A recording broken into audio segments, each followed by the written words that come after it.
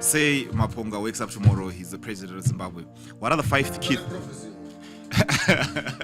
what are the five key things that you would change, and what would you put in place? Number one, I will decentralize the whole capital city concept.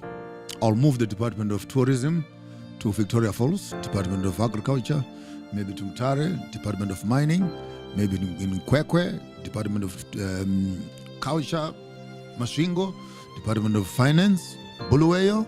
Harare can remain as a legal capital. By so doing, you move the entire ministry around the whole country with their budgets, with their manpower. You allow development to start happening. Now you decentralize the capital city. Automatically to reduce the pressure on the capital city concept.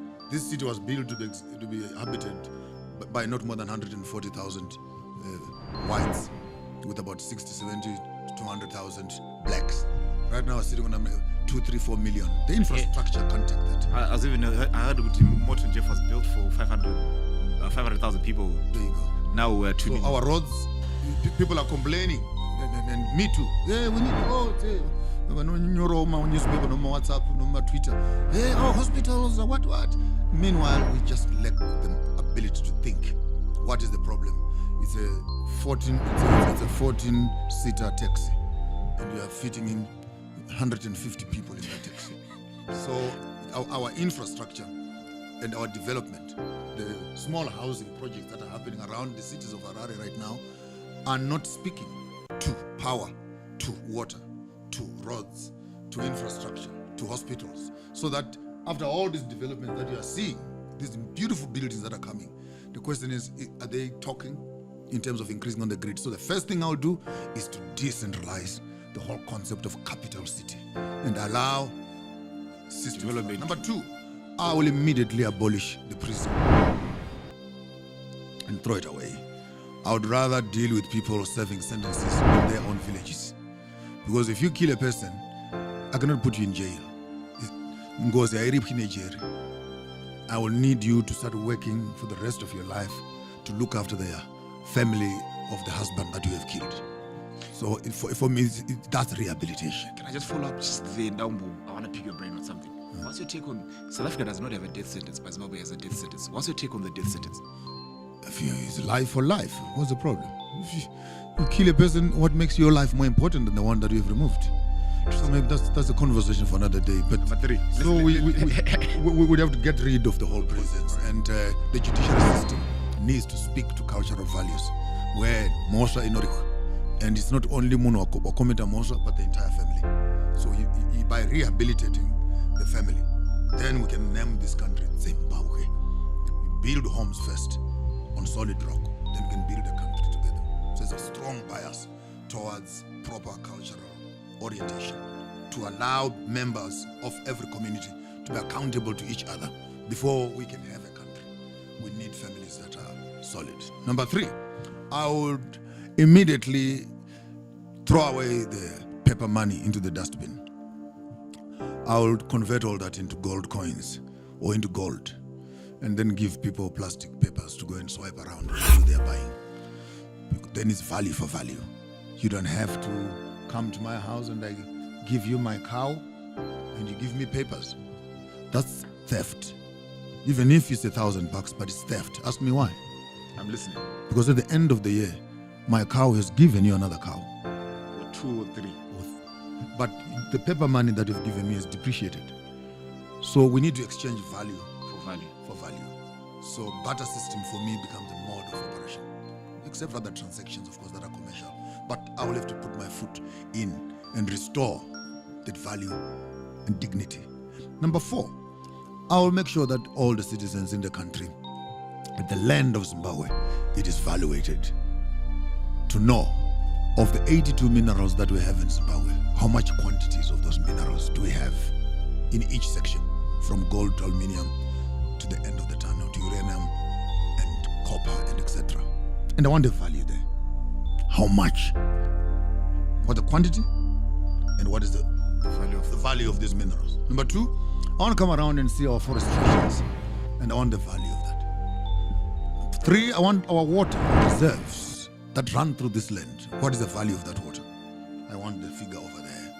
Then I want to look at our air, our space. How much capacity do we have in the air? I want the value over there. And I want the total survey of the human resource capital we have in the land. How educated are we? And what's the value of each head? I want the total there. Cut the long story short, I would want to add up all these values and have a figure at the bottom there of what is the value of Zimbabwe as a country. Then divide that figure by 25 million people. Then I will know the value of each Zimbabwean that is walking on the face of this earth.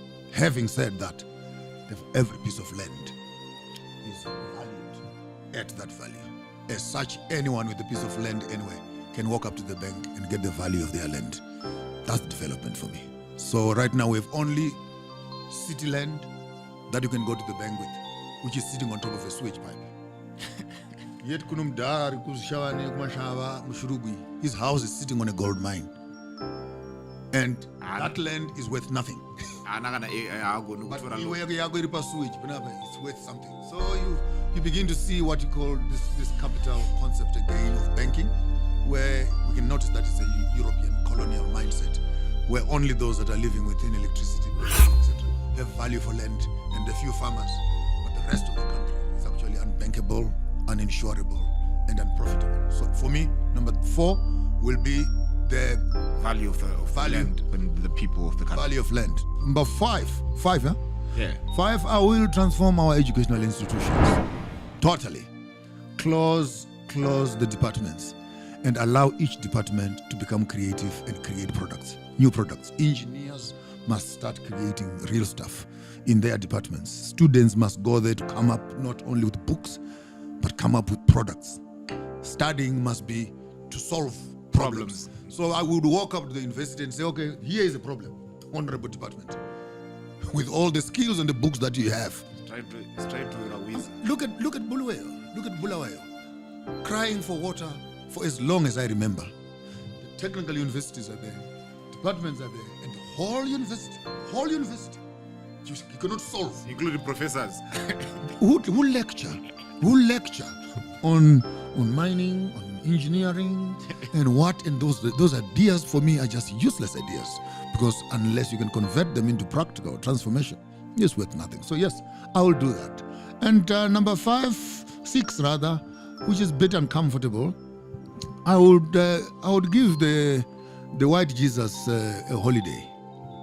I would send him on a holiday. Interesting. Yeah, very, very nice holiday, and just tell him to step aside a little bit and allow people to re-find themselves, be ethical, be truthful, be honest.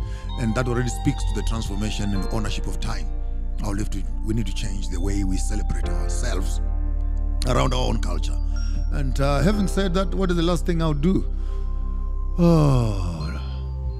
I think that sums up quite a bit. I might be tempted to rebuild the great Zimbabwe, but from another hill, not the same one.